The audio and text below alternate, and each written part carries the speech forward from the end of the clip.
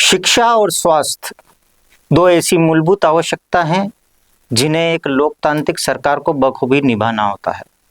परंतु मध्य प्रदेश में लगता है कि सरकार शिक्षा और स्वास्थ्य को लेकर गंभीर नहीं है। शासकीय स्कूलों की बदहाली के निरंतर आलम प्रतिदिन प्रायः देखने को मिलते हैं। ऐसा ही एक वाकया ग्राम हातोद के पास की ही स्थित एक ग्राम सोनगिरी में देखा गया। सोनगिर में मिडिल स्कूल के अंदर न लेट बाथ की सुविधा है और न ही प्लेग्राउंड है। 2 वर्षों से बदहाली की अवस्था जीता यह स्कूल जैसे पंचायती राज को चिढ़ा रहा हो, लोकतंत्र को चिढ़ा रहा हो। प्रिंसिपल की मनमानी चरम पर है और इस पर यह कि 2 साल से सुनवाई नहीं हो रही, नहीं वहाँ की बिल्डिंग के कंस्ट्रक्शन या लेट बाथ के कंस्ट्रक्शन के लिए कोई राशि स्वीकृत हो रही है। और इस पर सबसे बड़ी बात तो यह कि पिछले 2 महीनों से मध्याह्न भोजन बंद था। हमारी टीम वहाँ गई तो क्या क्या देखा, आइए देखते हैं यह रिपोर्ट।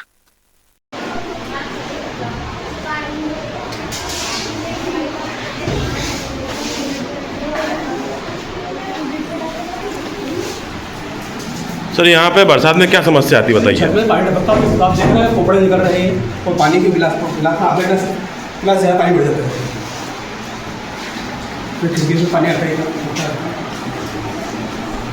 बरसात में बहुत ज़्यादा चूता होगा सर ये।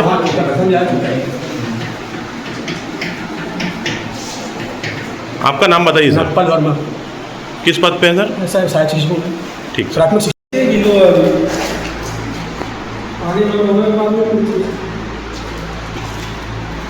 ये पूरा गीला है क्या सर?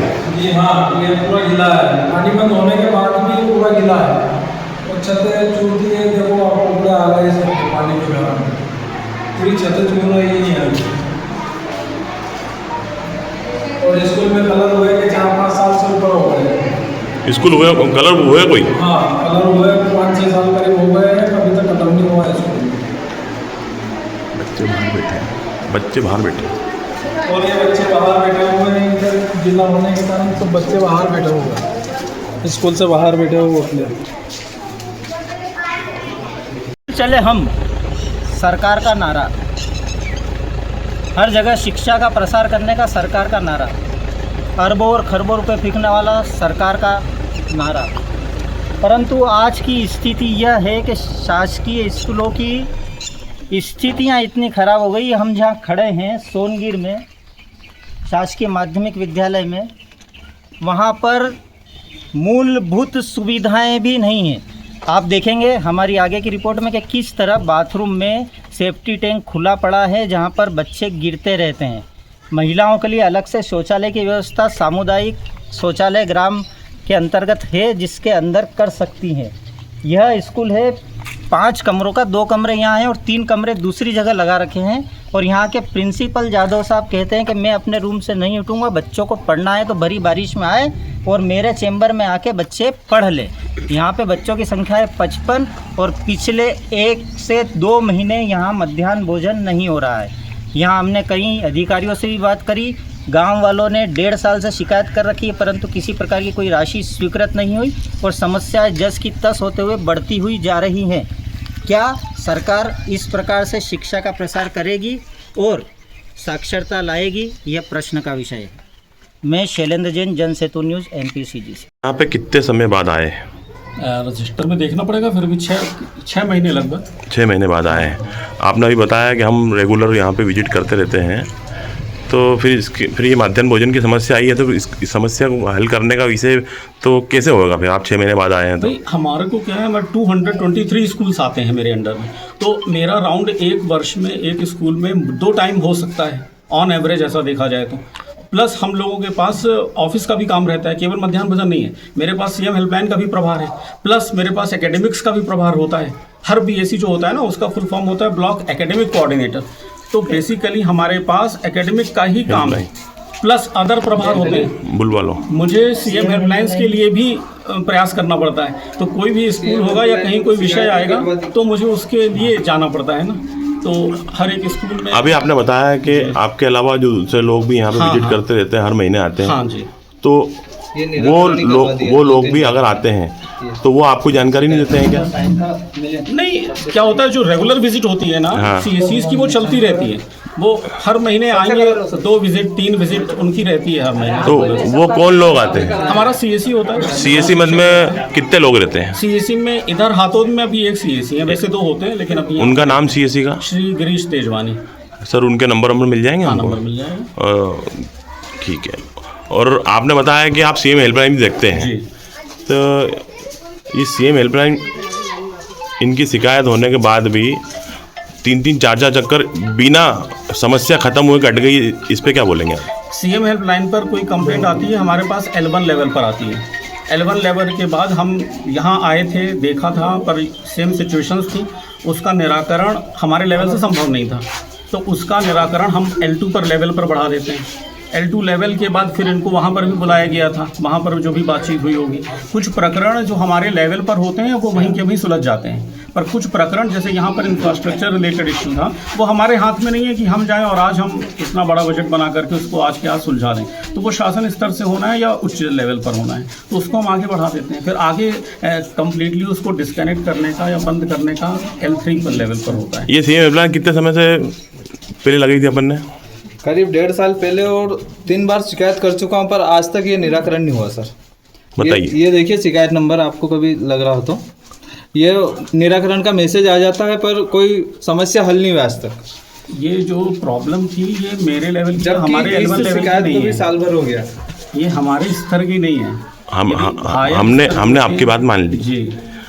ये CM हेल्पलाइन कटी, हाँ, तो काटने के बाद में जब ये समस्या हल ही नहीं तो शिकायत कटी कैसे? तो ये L3 लेवल से कटती है, हमारे लेवल से नहीं कटती। नहीं तो L3 जब यह समस्या CM हेल्पलाइन क्यों डाली जाती है सर? इसमें कुछ शिकायतें ऐसी होती हैं जो मांग आधारित है। हाँ। मांग आधारित का मतलब ये हो गया कि मेरे लेवल से या हमारे कार्यालय के लेवल से नहीं है, उसको हो पाना है, तो मांग आधारित उच्च लेवल से कटती हैं, वो हमारे लेवल से नहीं कटती। आप यहाँ निराकरण डालते इस स्कूल में कितने साल से आ रहे हैं यहाँ पे? अब कितना समय हो गया आते? कितने सालों से? 2 साल हो गए। 2 साल से।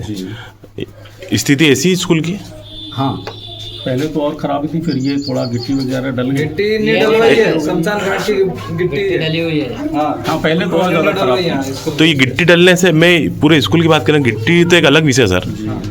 2 साल से आप आ रहे हैं, स्कूल देख रहे हैं, स्थिति इतनी ख़राब हो रही है, उसके बाद भी मतलब आपने इसको आगे बढ़ा दी CM हेल्पलाइन को, तो ये स्थिति तो ख़राब होती जा रही ना। और देखिए आप गांव के लोग भड़केंगे नहीं तो क्या होगा? नहीं, जो भड़क रहे हैं उनका कहना लाजमी है। जो स्तर हमारा है उस स्तर पर हम निराकरण कर देते हैं, जो स्तर उच्च लेवल से होना है वो तो वहीं से होगा ना। यानी आपका ये कहना है सीधा सीधा कि उच्च लेवल पे आपकी बात सुनी नहीं जाती? नहीं, मेरा कहना ये नहीं है। नहीं, इसका तात्पर्य यही निकला, आप चूंकि नीचे के क्रम के अधिकारी हैं, उच्च क्रम के अधिकारी आपकी बात नहीं सुनते, उनसे उच्च क्रम के जो L3 लेवल के अधिकारी हैं वो भी बात नहीं सुनते। आपने कहा कि मांग की जो है इनने कंप्लेन करी थी, तो मांग की कंप्लेन यानी CM साहब नहीं सुनते? नहीं, CM नहीं सुनेंगे ये नहीं कह रहा हूँ मैं। आपने अभी यही कहा कि मांग की कंप्लेन नहीं सुनी जाती, उनको नहीं, निराकरण मांग आधारित का मतलब ये कुछ निराकरण ऐसे हैं जैसे हमारे स्तर से हो जाएंगे, वो निराकरण हम तत्काल कर देंगे। अब यहाँ के लिए बजट का आना, यहाँ के लिए बिल्डिंग का बनना, ये लेवल 1 का काम नहीं है, ये उच्च स्तर का काम है, ये वहीं से हो पाएगा। ऐसा कर सकते हैं कि आप सरकार को अपन एक गाइडलाइन दे दें कि सर ये CM हेल्पलाइन को बंद ही कर दिया जाए, CM हेल्पलाइन पे जाके। CM हेल्पलाइन से बहुत ज़्यादा फायदे भी होते हैं लोगों के, जैसे अभी कई प्रकरण ऐसे आते हैं व्यक्ति का एडमिशन नहीं हुआ, तो उधर अपन ने तुरंत इंटरफियर किया और उसके बाद एडमिशन हुआ, इस तरह की, तो लोगों के पास बेनिफिट ज़्यादा मिलते हैं, इसलिए उसको तो नहीं कह सकते हैं। आपका नाम बताइए सर। शीलव्रत पटेरिया, BSc।